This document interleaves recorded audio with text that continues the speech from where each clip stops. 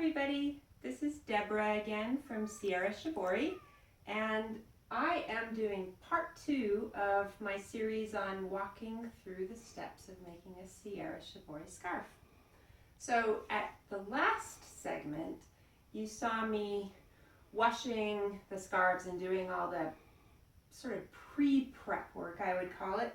Now we're going to actually get into the nitty-gritty of preparing a scarf for dyeing. So when you saw me last, I had hung these to dry on this rack, and now I'm going to take one of these scarves, and the first thing I'm going to do is iron it. Now that seems like a lot of fuss when all we're going to do is start getting it wet again and dyeing it and stuff, but there is a method to my madness. The whole point of doing this part is to help me to set the design in. So what I'm going to do is I'm going to kind of roughly press out the wrinkles, but then I'm going to press some creases into it, which will help guide my design process. So as soon as I whip this out, we will start setting in the creases.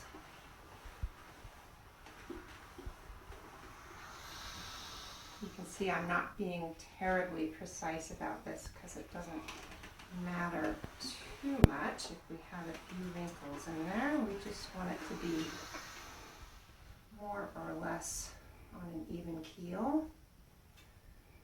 So I'm going to fold it like so,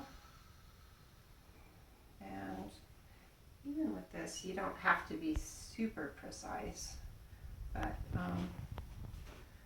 so I folded it a couple of times. I'm going to fold it one more time and then again so that I have a nice little packet, and I'm just going to press those lines in.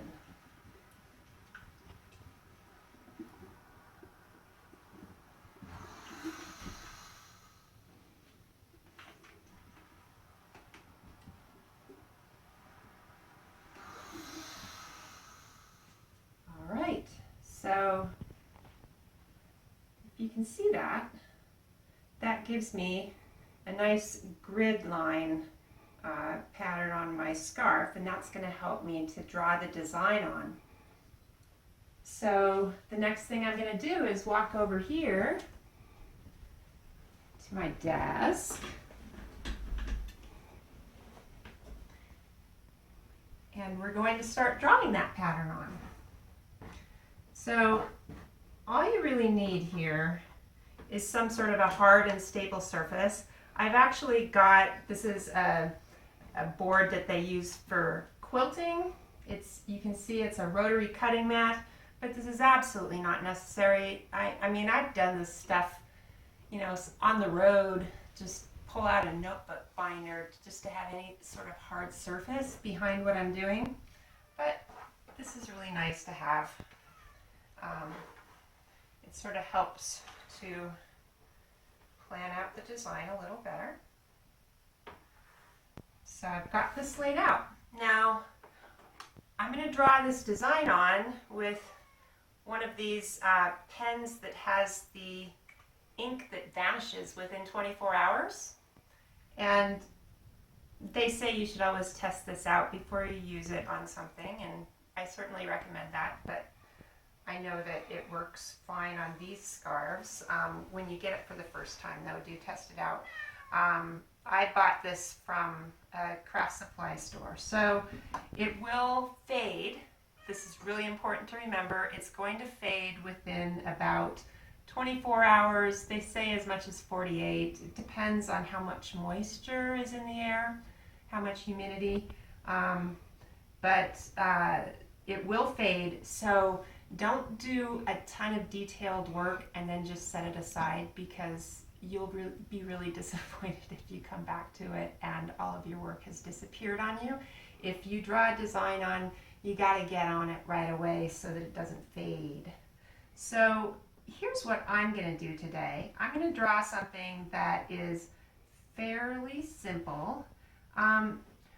One good way to start, I'm going to recommend this, is just to mark kind of the halfway points here. This is a really easy way to create a design. I'm marking the halfway point between the middle and the edge. I'm not being super precise about that, but you get the idea. And then what we'll do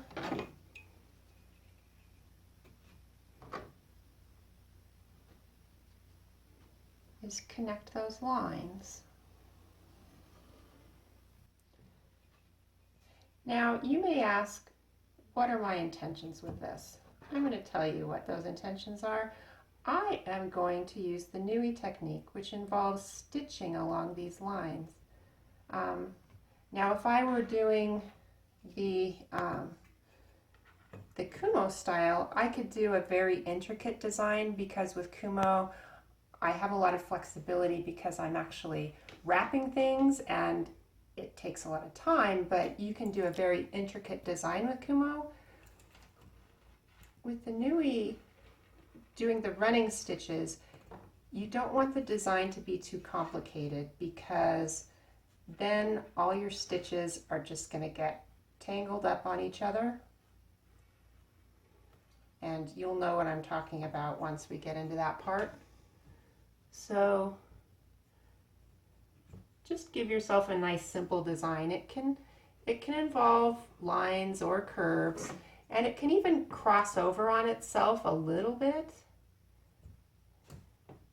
I've even done spirals, but just be forewarned that the more complicated your design gets when you're doing those running stitches, the more likely you are to encounter frustration.